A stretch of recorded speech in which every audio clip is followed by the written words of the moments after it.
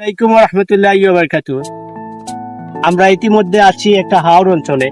তো ওনা আইয়া দেখছি আমরা জকিগঞ্জের ফেমাস এক টিকটকার।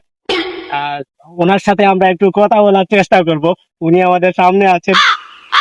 আচ্ছা, ভাইয়ের সাথে একটু কথা বলি। ভাই, আসসালামু আলাইকুম। ওয়ালাইকুম আসসালাম। ভাইয়া, আপনি তো টিকটকে রেগুলার ইউজ করেন, বা আপনার টিকটকে ফেমাস, অনেক ভালো ভিউয়ার্স বেশি। তো ভাইয়া, টিকটক থেকে আপনি কত টাকা আয় করেছেন একটু কাইন্ডলি বলবেন আর কি। আমরা টিকটক থেকে দর্শকদের মাসে উদ্দেশ্যে। 50,000 না 50 টাকা? 50,000। 50,000। আর এর উপরে আর কিছু নাই?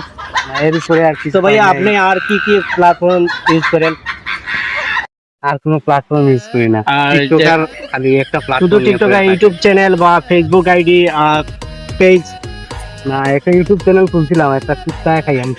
ও আচ্ছা, হ্যাকারে খাই দিচ্ছে। তো আপনারা মনে করেন আপনি তো টিকটক থেকে আপনার আয় ইনকাম ভালো চলতেছে, আপনার পেজ আর ইউটিউব চ্যানেলে এগুলা লাগবে না। তো বাইরে আমরা বাইরের উদ্দেশ্য করি যারা টিকটক ইউজ করেন, সবাই ইউজ করবেন। আর টিকটক থেকে মাসিক ইনকাম আর কি আর্নিং করেন ভাই 50,000 টাকা। আরো সেলিব্রিটি হলে আরো আয় করতে পারবেন। অনলাইন দর্শকের উদ্দেশ্যে আপনি কিছু বলবেন দয়া করে? ভাইয়া, দর্শকের উদ্দেশ্যে কিছু বলেন। আমি এই বিষয় নিয়ে কোনো কথা বলতে চাই না, কারণ আমি চাই যে কেউ টিকটক না করুক। একা আমি টাকা কামাই, আর আমি সামনে বিয়ে করবো, তো তাই আমার টাকার খুব দরকার। এখন যদি আরেকজন করে, তারা ভালো নির্দেশনা দেই, তাহলে তো আমার টাকা সব শেষ হইয়া যাইব, অন্যজন নিয়ে নিব।